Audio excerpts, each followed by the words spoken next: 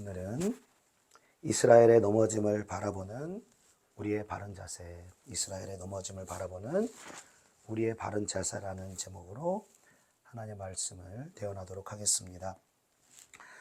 우리가 한 주간 동안 마태복음 23장을 함께 묵상했는데요.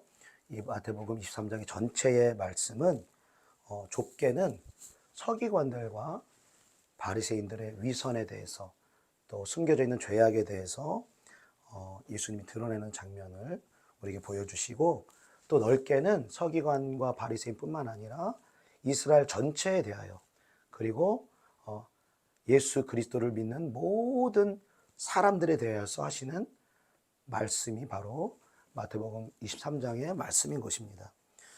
왜 이 말씀이 서기관과 바리새인들을 향한 말씀만이 아니냐면은 이 말씀을 서기관과 바리새인들한테 직접 한 것이 아닙니다. 1절 말씀 한번 볼까요?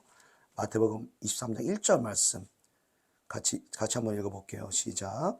예수께서 무리와 제자들에게 말씀하여 이르시되, 서기관과 바리새인들의 죄를 말씀하시는데 그들에게 직접 말씀하시는 것이 아니라 무리와 제자들에게 서기관과 바리새인들의 죄에 대해서 말씀하시는 것을 우리가 볼 수가 있다는 것입니다. 왜 직접 서기관과 바리새인들만의 문제라면 그들에게만 가서 그들에게 직접 말씀하셔도 될 텐데, 왜 무리와 제자들에게 서기관과 바리새인들의 위선과 죄에 대해서 말씀하셨는가, 우리가 그것을 좀 살펴봐야 하는데요. 여러분, 실제로 수많은 무리들은 처음에는 예수님을 반기고 예수님께서 예수님을 통해서 나타나는 기적이라든지 또 귀한 말씀이라든지 또 오병이어의 사건이라든지 여러 가지 예수님의 그 메시아 되심을 기대하며 처음에는 온 무리들이 예수님을 환영하는 것들을 볼 수 있죠. 그러나 예수님께서 이제 예루살렘에 입성하시고 십자가에 죽으실 날이 가까우시면서 이 정말로 예수님이 하시고 싶은 그 생명의 말씀을 증거하고 십자가의 복음을 증거하고 예수님의 죽음과 부활을 증거했을 때 그 무리들은 다 떠나갔다는 것입니다. 그리고 오히려 주님을 환호하는 그 환호 소리가 저주 소리로 바뀌어 십자가에 못 박으소서 예수를 저주하는, 예수를 십자가에 내어주는 그러한 사람들로 변화됐던 것이 바로 무리의 모습이었던 것이죠. 그 무리뿐만이 아닙니다. 12제자들도 예수님에 대한 기대와 사모함을 가지고 따랐지만 많은 12제자들이 아닌 다른 제자들은 이미 예수님의 그 생명의 말씀이 선포되는 그 시간을 기점으로 예수님을 이제 떠나가기 시작했고, 그리고 그들의 어떤 육신의 생각에 맞지 않는, 육신으로 생각하는 정치적 메시아가 아닌 것 같은 말씀을 계속 하시니까 제자들도 예수님께 실망하고 떠나가는 일들, 그리고 궁극적으로는 12제자들마저 예수님을 다 떠나버리는 그러한 배신을 예수님께서 당하시는 것을 우리가 볼 수 있는 것이죠. 그렇기 때문에 무리들이든 제자들이든 그 누구라도 서기관들과 바리새인과 같은 죄를 저지를 수 있다는 것입니다. 우리 중 누구라도 서기관과 바리새인들을 그냥 저 사람들은 완악하구나, 저 사람들 교만하구나, 저 사람들 예수를 십자가에 못 박고 선자들을 죽이는 그런 나쁜 사람들이구나, 누구도 그렇게 말할 수 없을 만큼 저와 여러분도 하나님을 믿는다고 하는 모든 사람들도 그 속에 서기관과 바리새인과 같은 그 안에 숨겨진 죄악들이 너무나 많다라는 것을 주님은 마태복음 23장을 통해서 우리에게 말씀하시기를 원하시는 것입니다. 그래서 오늘 본문 말씀 마태복음 23장 29절로 30절 말씀 우리 같이 좀 읽어보겠습니다. 29절 30절 시작.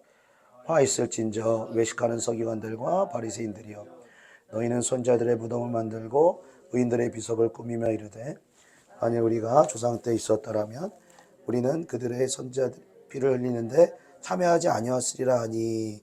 자, 예수님께서 서기관들과 바리새인들의 죄를 지적하시면서 너희는 너희 조상들이 핍박하고 죽인 선자들의 무덤을 만들어주고 기념비를 만들어주는 일을 한다는 거예요. 그러면서 조상들의 그 죄를 가릴 뿐더러 그들이 이렇게 고백하죠. 우리가 그때 있었더라면, 우리가 그 당시 살았더라면 우리 조상들은 그렇게 선자들을 핍박하고 우리 조상들은 선자들의 피 흘리고 박해하는 데 앞장섰지만 우리가 그 자리에 있었더라면 우리는 그렇게 하지 않았을 것입니다. 우리가 그 자리에 있었더라면 우리 조상들을 선자들 핍박하는 우리 조상들을 말릴 것이었습니다. 우리라면 안 그랬을 것입니다. 이렇게 이야기한다라는 것이죠. 그러한 그들을 향해서 예수님께서 31절 32절 이렇게 말씀하십니다. 그러면 너희가 선지자를 죽인 자의 자손임을 스스로 증명하는 것인데 너희가 너희 조상의 분량을 채워라 라고 말씀하시는 거예요. 이 말씀 뭐냐면은 주님은 그들이 지금도 그리고 앞으로도 조상들이 행했던 것처럼 아니 조상들보다 훨씬 더 완악하고 교만하여 그들에게 파송된 선지자들을 핍박하고 죽일 것이라는 것을 예수는 미리 알고 계신다는 거예요. 그들에게 예수님의 오실 길을 예비하러 온 선지자 세례 요한을 보내주셨는데 창기와 세리와 이 죄인들은 세례 요한의 가르침을 받아들입니다. 그러나 지식이 있고 종교성이 있고 하나님께 대한 열심이 있는다고 하는 이 서기관과 바리새인들의 수많은 무리들은 하나님께서 보내신 선지자인 세례 요한의 가르침을 받지 않고 오히려 세례 요한을 핍박하는 그 자리에 나아갔던 것이죠. 그리고 선지자 중에 선지자이신 예수님을 핍박하고 죽이는데 이 서기관들과 바리새인들이 앞장섰던 것이죠. 그리고 사도행전을 통해서 쭉 이 서기관과 바리새인들과 대제사장 종교 지도자들을 통해서 복음을 전하는 사람들, 12제자들 그리고 하나님의 사람들, 성도들을 핍박하는 장면들을 우리가 볼 수 있는 것이죠. 스데반의 그 순교, 이것도 서기관들과 바리새인들이 앞장섰으며 또 사울에서 바울로 변화되어진 이 사도 바울을 핍박하는 것도 바로 이 종교 지도자를 통해서 핍박했다라는 것입니다. 그들 스스로는 나라면 핍박하지 않았을 거야. 나라면 우리 조상들처럼 하지 않았을 거야. 나라면 그러한 하나님이 보낸 사람들을 잘 받아들였을 거야. 하지만 실상은 그들의 모습을 그들이 알지 못하고 그들의 허물을 그들이 보지 못하고 그들의 죄를 그들이 알지 못하고 그들은 오히려 더욱더 심한 죄와 또 교만함과 핍박을 행하여 나아갔다는 것이죠. 그러면서 예수님이 정말 심각한 말씀을 하시는데 33절 같이 읽어보겠습니다. 33절 시작. 뱀들아 독사의 새끼들아. 아멘. 이거 발음만 해도 이게 굉장히 이게 센 표현입니다. 정말. 저는 참 이제 주님이 말씀하시면 이렇게도 할 용기가 있어야 되는데 이런 용기가 아직 없어요. 네. 근데 주님이 말씀하시라고 해야 되죠. 그러니까 이렇게 센 말을 들어야 될 사람도 있다는 거예요. 어떻게 주님이 이렇게 심한 말씀하시지? 이게 아니라 정말 그 심장과 폐부를 칼로 찌르고 쪼개고 해야 될 사람들도 있다라는 거예요. 그런데 그 서기관들과 바리새인들을 향하여서 뱀들아, 사탄이라는 거예요. 사탄이라는 거예요. 독사의 새끼들아, 마귀의 자식들이라는 거예요. 사탄과 하나 되고 마귀의 자식 노릇하기 때문에 너희가 어떻게 지옥의 판결을 피하겠느냐? 너희는 이대로 가다가는 지옥 형벌을 받을 수밖에 없다 라고 말씀하는 거예요. 그들 스스로는 의롭다 생각하고 그들 스스로는 당연히 구원을 받는다라고 생각하지만 실제로는 너희들은 이대로 가면은 지옥 형벌이 예비되어져 있다라고 말씀하시는 것입니다. 그리고 마태복음 23장 15절에는 그들을 향해서 주님은 또 이렇게 말씀하십니다. 화했을진저 외식하는 서기관들과 바리새인들이여, 너희는 교인 한 사람을 얻기 위하여 바다의 육지를 두루 다니다가 생기면 너희보다 배나 더 지옥 자식이 되게 하는도다. 그렇게 사람을 교회로 인도하기 위해서, 회당으로 인도하기 위해서 그렇게 열심히 노력하지만 그 사람이 회당에 오면, 그 성도가 교회로 오면 그 누구보다 더 몇 배로나 지옥에 빠지게 될, 멸망으로 처하게 될 사람으로 만든다는 거예요. 여러분, 그들이 어떤 죄를 지었길래, 얼마나 큰 죄를 지었길래 그들을 마귀의 자식이라고 표현하시며 또 지옥 형벌을 피할 길이 없다라고 주님은 말씀하십니까? 여러분, 가장 큰 죄는 자기 스스로 의롭다라고 생각하는 죄인 것입니다.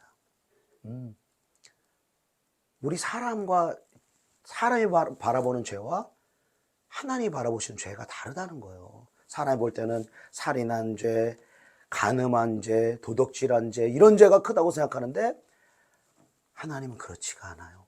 하나님은 하나님 없이도, 하나님의 은혜와 구원의 은총이 없이도 자기 스스로 의롭다 하기고, 자기 스스로 구원에 이를 수 있다고 생각하고, 자기 스스로 하나님의 자리에 오르려고 하는 그 죄를 가장 큰 죄라고 말씀하시는 것입니다. 그러니까 이 서기관과 바리새인들은 나는 조상들과 똑같은 죄를 짓고 더 큰 죄를 그 안에 넣고 있으면서도 자기가 죄인인지를 깨닫지 못하는 거예요.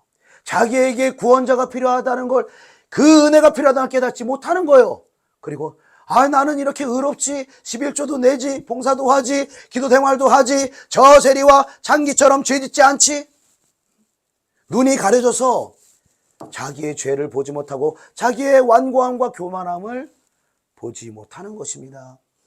자기의 죄를 보지 못하는 사람의 특징이 무엇입니까?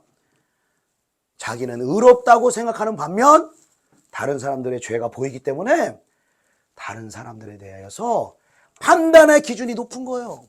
정죄의 기준이 높은 거예요. 많은 사람들을 비난하고 정죄하고 판단하는 역할을 자기도 모르게 행해 나아가는 것이 바로 배나 더 지옥 자식이 되게 하는 것입니다. 그래서 여러분, 판단이라는 죄는 가벼운 죄가 아닌 것입니다. 정죄라는 죄는 가벼운 죄가 아닌 것입니다. 왜냐하면 주님도 우리를 판단하지 않으시고, 주님도 우리를 정죄하지 않으시고, 주님도 우리를 불쌍히 여기시고, 주님도 우리를 긍휼히 여기시며, 주님도 우리를 용납하여 주시는데, 주님의 용납을 받고 주님의 용서를 받고 주님의 긍휼히 여김을 받은 우리들이, 교회가 주님의 은총이 아직 닿지 않은, 주님의 구원이 닿지 않은 그 영혼들을 향하여서 판단한다면, 정죄한다라면, 그들을 용서하지 않는다라면 우리에게 주어진 용서와 긍휼이 취소될 수도 있다. 내가 너희를 용서한 것처럼 너희도 그들을 용서하라. 내가 너희를 긍휼히 여긴 것처럼 너희도 그들을 긍휼히 여기라. 내가 너희를 사랑한 것처럼 너희도 서로 사랑하라. 말씀하시는 것입니다.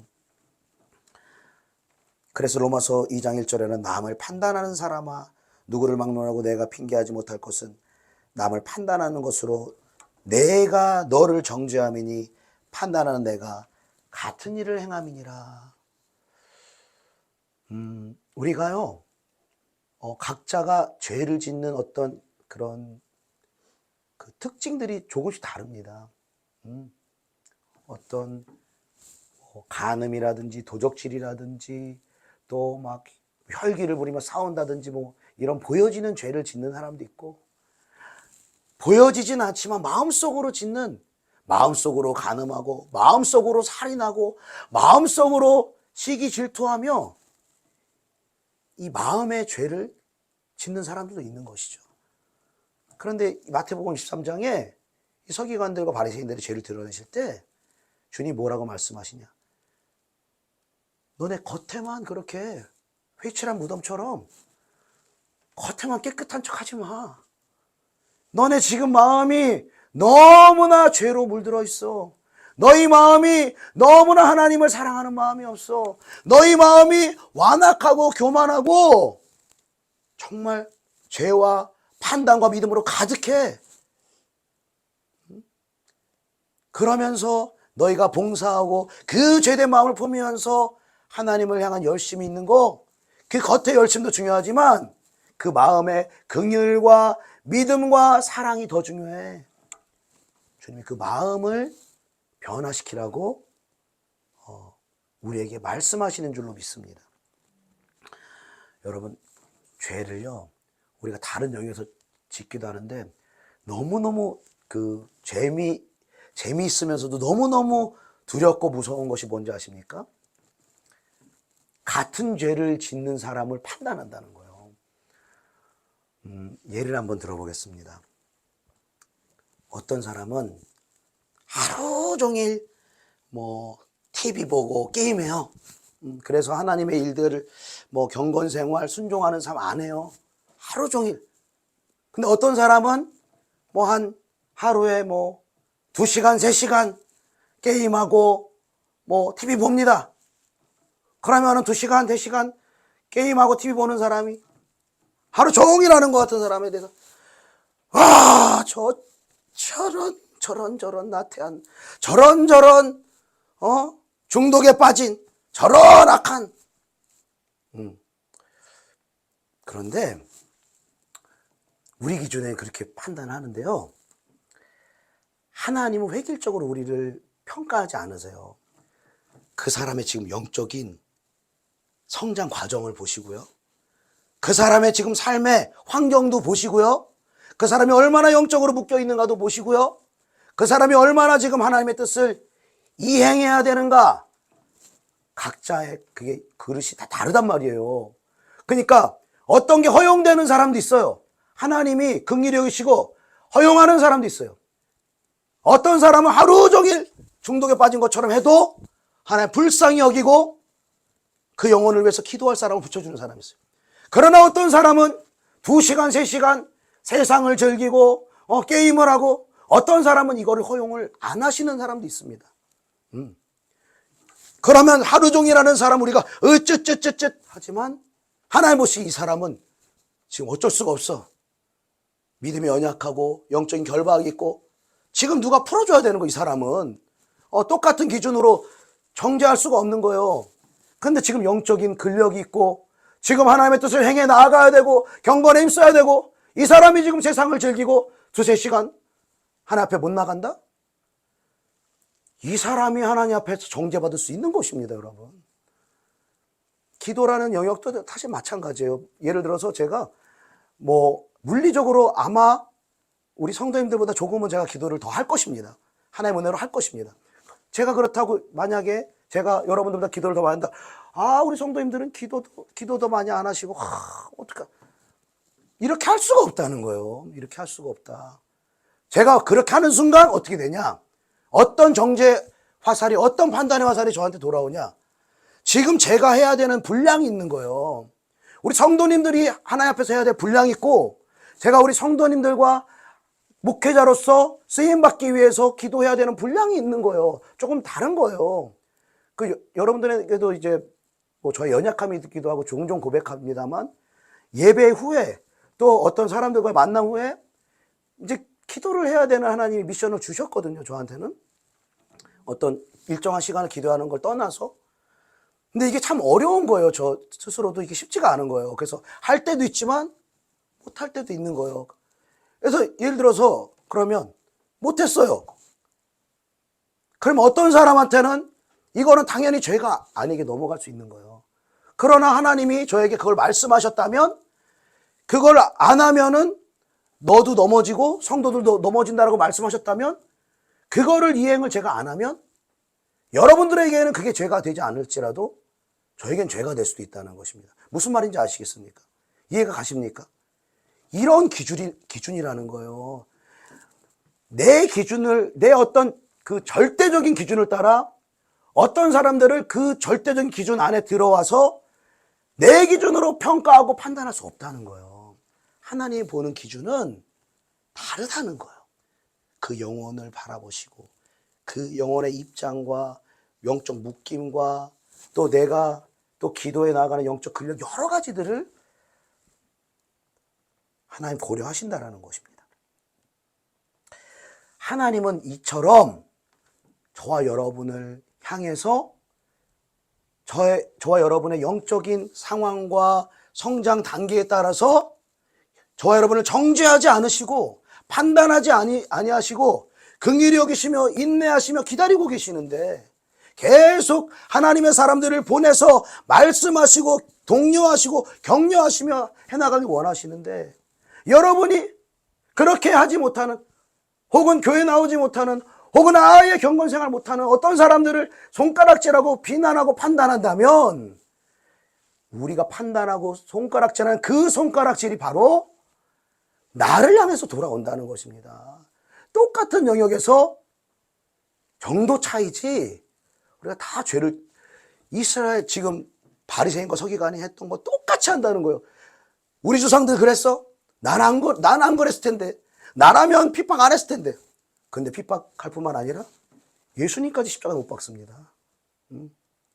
그러면은 하나님이 그 서기관들과 바리새인들을 보면서 그 조상들이 지은 그 선지자들과 하나님의 사람들 핍박한 그들의 조상들을 보면서 예수님 당시에 살았던 그 서기관과 바리새인들이 어떤 마음을 갖기를 원했을까요?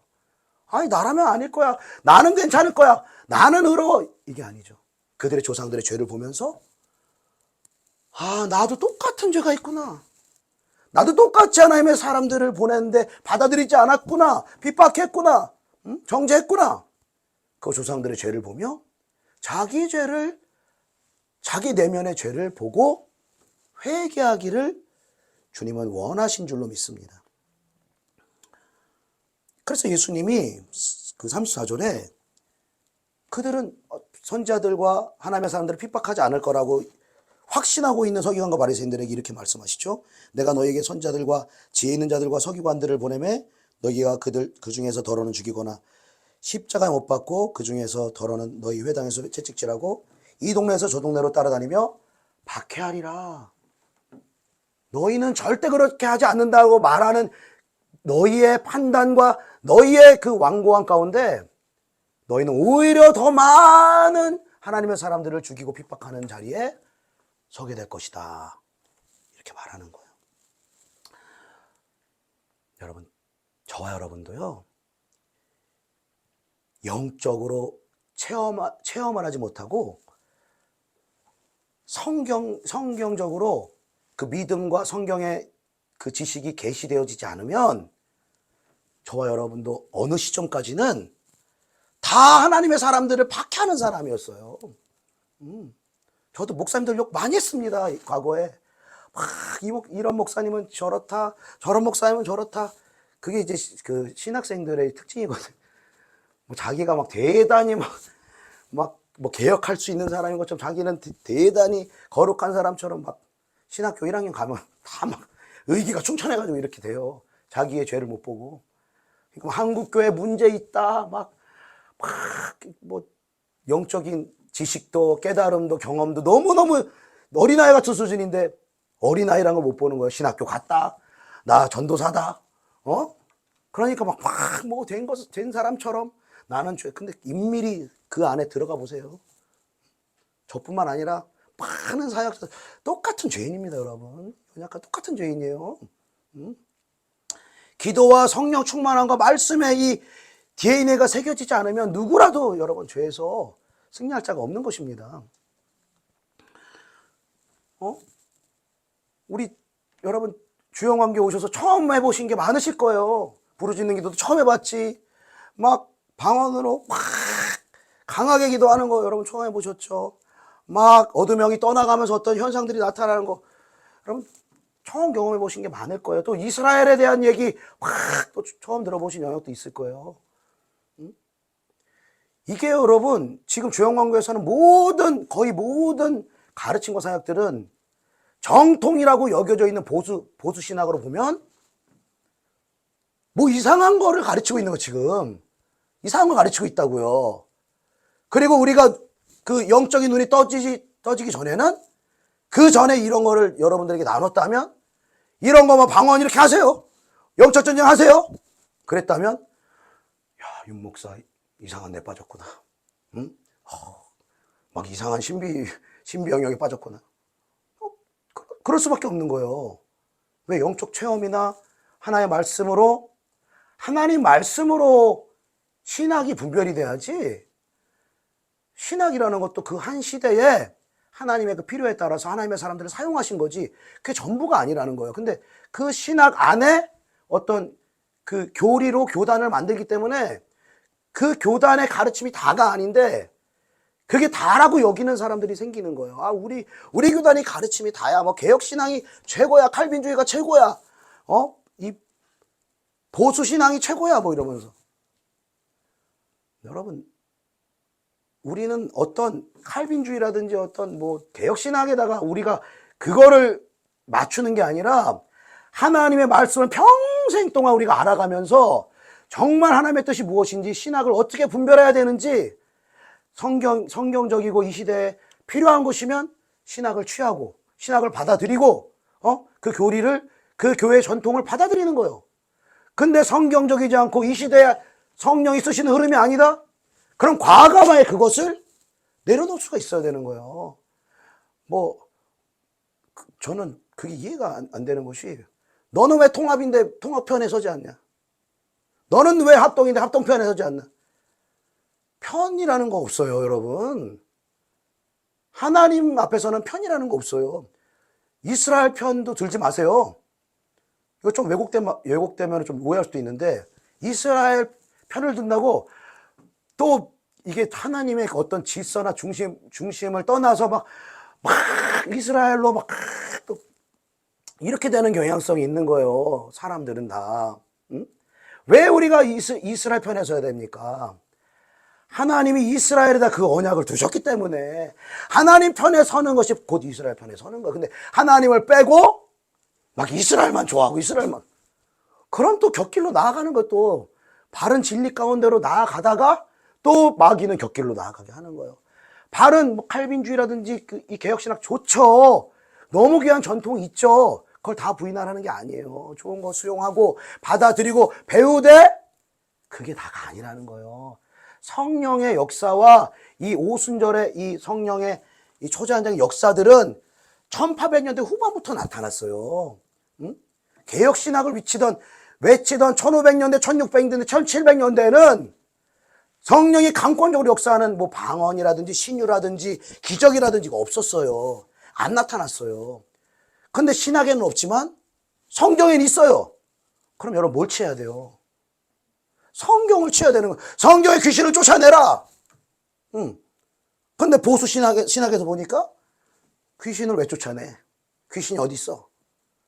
성경은 그렇게 귀신이 있다고 얘기하고 귀신을 쫓아내고 우는 사자와 같이 우리를 삼키려고 한다고 말씀하는데, 왜 하나님의 말씀을 믿지 않고 내 교리, 내 교단 여기에 몰두해 있냐라는 것이죠. 그게 사실은 우리 모습인 거예요. 교단 얘기하는 것 같지만, 내가 아는 게 정말 진리야 그러면서 다른 사람이 경험한 진리에 대해서는 깎아내려. 여러분, 우리가 경험하지 않은 영역에 대해서는 함구해야 합니다. 함구.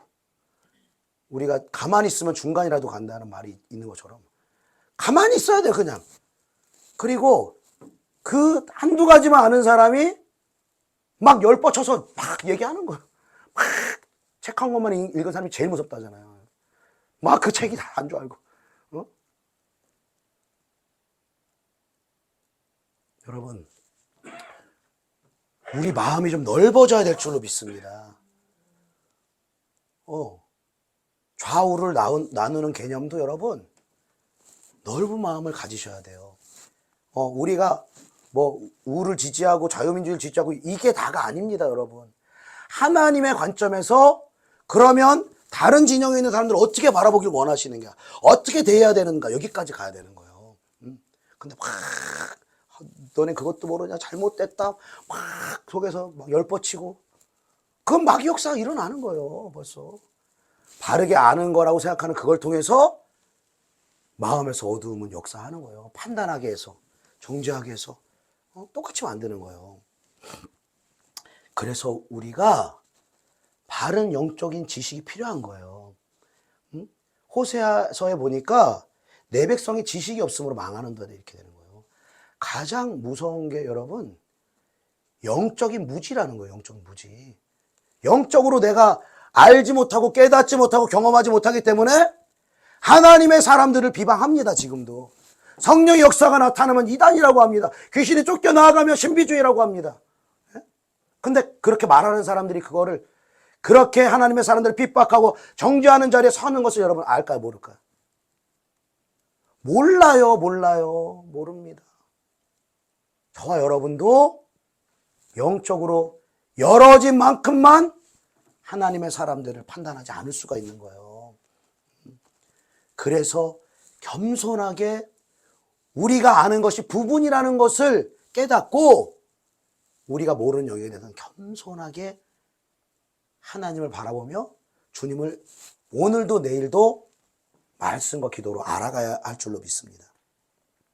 자, 그런데요, 하나님께서 이 이스라엘 백성들에 대하여서 그 의인들의 피를 흘리게 한 피가 너희 세대에게 다 돌아갈 것이다. 이렇게 말씀하세요. 하나님의 택하신 백성이라도 죄의 분량이 차면 하나님의 징계와 심판이 이루어집니다.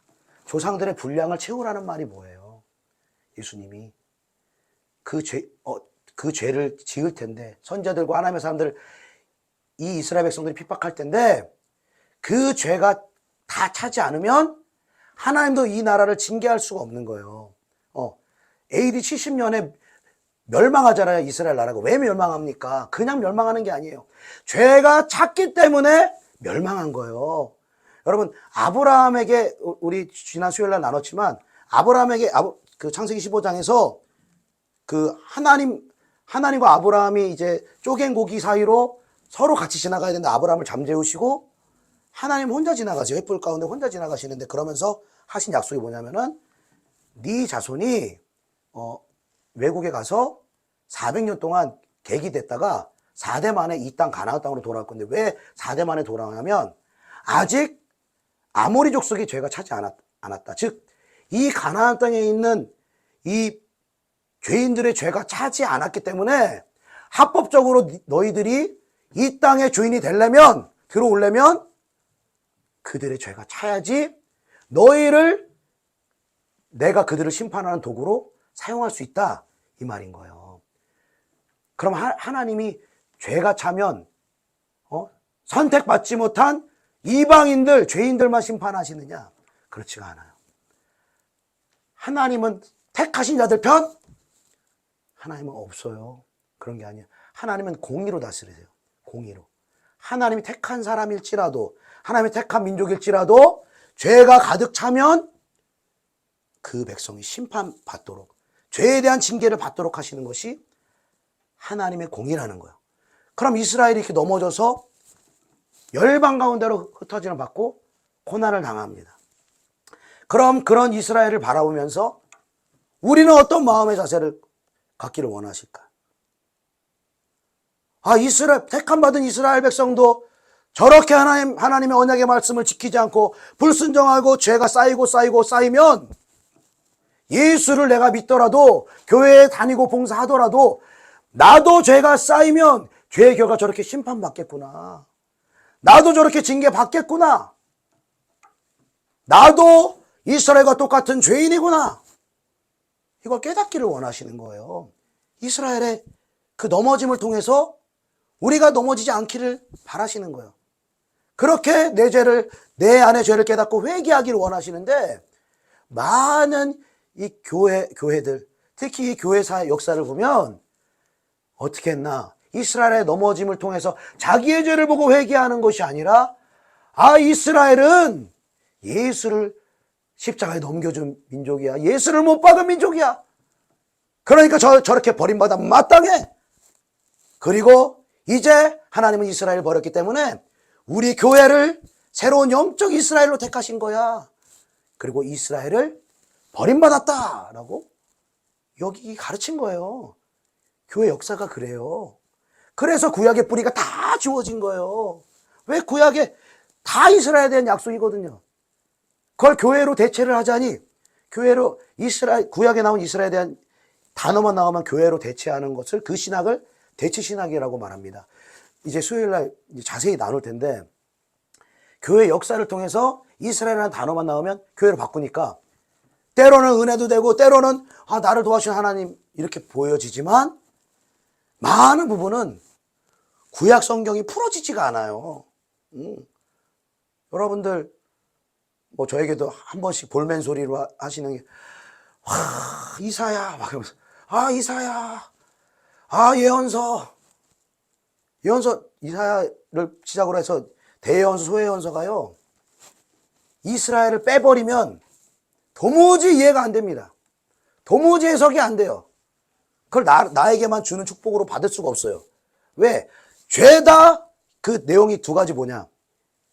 이스라엘이 죄를 지어서 하나님께 심판받게 될 것이다, 이 내용과, 그러나 이스라엘이 돌이키면, 이스라엘 회개하면 땅 끝에 가 있을지라도 다시 이스라엘 고국 나라로 돌아가게 하리라. 이 두 가지 내용이에요, 크게 보면. 근데 거기다가 나를 대입하려고 하니, 교회를 대입하려고 하니, 대입이 어떻게 돼요? 막 하나님 무섭기만 하고, 나는 지금 대한민국 땅에 살고 있는데 뭘 고토로 돌아가. 해석이 안 된다니까요. 여러분, 구약 성경을 보시면 이스라엘이란 단어가 나올 때마다 그 단어를 이스라엘에게 주십시오. 이스라엘에게 먼저 주세요. 그러면 성경이 풀어집니다. 하나님의 일하심이 나타납니다. 역사 가운데 지금 어떻게 일하시는지 보여. 그리고 이스라엘을 끝까지 버리지 않으시는 하나님이 바로 영적 이스라엘인 나도 버리지 않을 거라는 확신을 이스라엘의 역사를 통해서 우리가 보게 되는 거예요. 이스라엘이 여러분 넘어졌다라고, 예수를 십자가에 못 박는 자리에 줬다고 우리보다 더 큰 죄를 지었을까요? 우리가 뭐 출애굽기나 이런 데를 보면서, 이스라엘 백성들 너무하다, 어떻게 저렇게 홍해의 기적을 보고 그렇게 광야를 통해서 수십 가지 수백 가지의 그 기적을 보고 날마다 구름기둥 불기둥 이렇게 떠서 뜨고 올라가고 내려오고 맨날 만나 하늘에서 지금 떨어지고 있잖아. 지금 맨날 기적 보고 있잖아요. 근데도 어떻게 그렇게 하나님을 의심하는지, 어떻게 그렇게 하나님께 원망하는지, 어떻게 그렇게 맨날 마늘 부추 막 먹는데 환장한 사람처럼 어떻게 그럴 수 있냐? 여러분, 혹시 그런 마음이 든 적 있으십니까? 여러분, 광야에 하루라도 가보세요. 하루라도 그 광야 가보세요. 가자마자 그 물 없어 보세요. 물 없어 보세요, 여러분. 어제까지 막 은혜 받고 막 성령 충만하고 막 기적의 하나님 찬양하다가도 오늘 지금 먹을 거 없어 보세요. 여러분, 40년 동안 아무리 맛있는 거라도 여러분 맨날 드셔보세요. 응? 막 고기 좋아하는 사람, 회 좋아하는 사람 맨날 먹어보세요, 여러분. 미치는 거예요. 그러면 악이 올라온다고요. 그래서 이스라엘 백성들이 그 광야에 넘어지는 보면서 뭘 보라는 거예요? 그게 바로 내 모습이다. 그게 바로 우리의 모습이다. 그걸 보라는 거예요. 그들의 넘어짐을 통해서, 본보기를 통해서 너희는 넘어지지 않기를 바란다. 너희는 시간을 아끼기를 바란다. 쓰임받을 수 있는 기회를 놓치지 말기를 바란다. 놓치지 않기를 바란다. 하나님 말씀하시는 거예요. 여러분, 한 개인에 있어서 가장 하나님의 높은 기준으로 육신의 고통을 받은 사람이 있다면 예수님의 것입니다. 금식을 해도 40일씩 하고 물도 안 드세요. 집도 없으세요. 응? 돈도 없으세요. 너무너무 가난하세요. 응? 그리고 그분은 우리의 질고를 아신다고 그랬어요. 응? 날마다 병자들을 대하면서, 여러분, 병고침이라는 것은 그냥 일어나는 게 아니에요, 여러분. 그 사람에 있는 결박과 그 사람에 있는 질병이요, 그 고친 사람한테 그게 전이가 되는 거예요, 전이가. 응?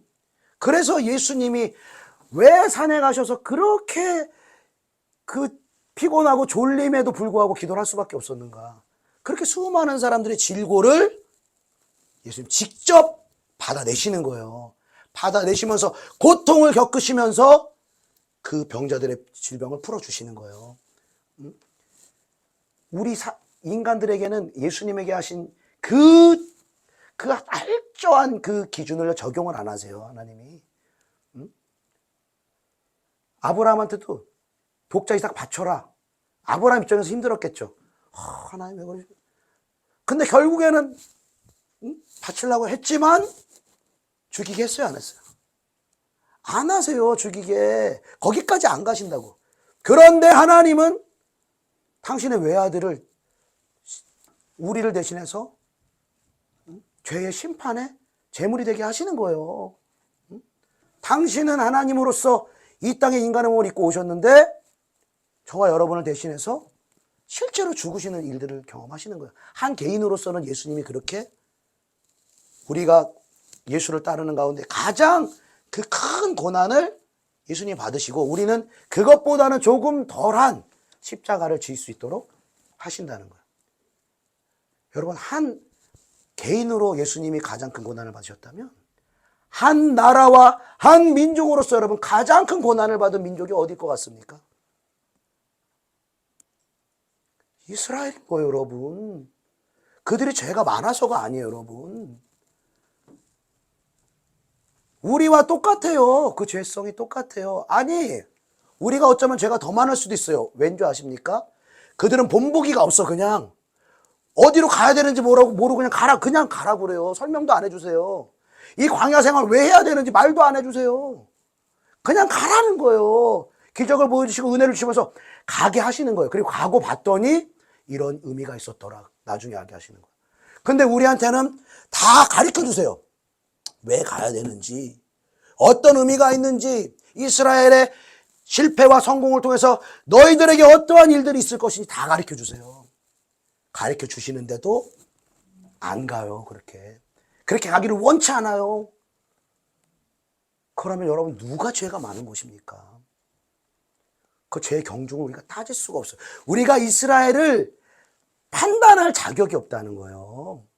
그들을 버렸다라고 우리가 판단하고 정죄한다면 반드시 하나님은 우리를 버리십니다, 여러분. 반드시 버리세요. 그 기준으로 가면.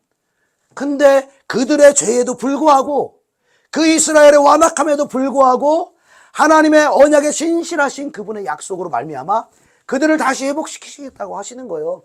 저와 여러분이 하나님을 떠나가고 하나님을 따르지 않는 그 죄 가운데 거할지라도 우리에게 소망이 있는 게 뭡니까? 우리 자신에게 있는 게 아니잖아요. 우리는 늘 애굽으로 돌아가 늘 세상으로 가려고 하지만 하나님의 사람을 보내주시고 하나님의 말씀해 주시고 은혜를 주시고 깨닫게 하시고 기도하게 하셔서 결국은 하나님의 그 영원한 나라를 향해서 가게 하시는 거예요. 오직 하나님의 은혜로 그것을 가능하게 하시는 것입니다. 그래서 이스라엘에게 하나님 말씀하세요. 예루살렘아 예루살렘아 암탉이 자기 새끼를 품듯이 내가 너희를 얼마나 품으려고 하였느냐. 그러나 너희가 원하지 않았도다. 즉 하나님이 계속 품으시려고 하고 참으시고 기다리시지만 개인이든 나라든 그 사람이 그 민족이 끝까지 거부하면 그 죄가 차고 차면 결국에는 하나님의 공의의 심판이 개인과 국가에 임할 수밖에 없다는 것을 가르쳐 주시는 거예요.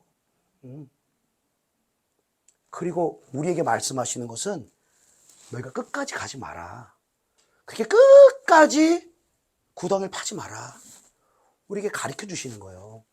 그리고 주님이 이제 다시 오실 때에 너희들의 집이 황폐해질 텐데, 이스라엘 집이 황폐해질 텐데, 너희가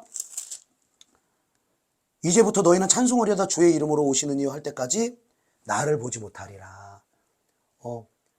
그러니까 예수님을 메시아로 환영하는 그 찬송과 그 어떤 사모하는 마음이 없이는 이스라엘의 메시아로 예수님이 오지 않으시겠다는 말입니다. 그러니까 마태복음 24장에 보면은 마지막 때에 대해서 말하면서 모든 민족에게 천국 복음이 증거되면 끝이 온다라고 말씀하셨어요. 모든 민족에게 복음이 전파되면 그 하나와, 그리고 지금 이 말씀, 우리 마태복음 23장 39절 다시 한번 읽어봅시다. 마태복음 23장 39절 같이 시작. 내가 너에게 이르노니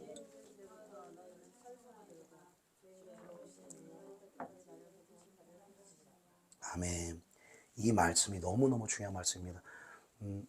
유대인들이 찬송하리로다 주의 이름으로 오시는 이여 할 때까지, 히브리어로 아시는 분 아실 것입니다. 바룩하바 베셈 아도나이, 이 고백을 하나님께 올려드리기 전까지는 주님 오실 수 없다라는 거예요.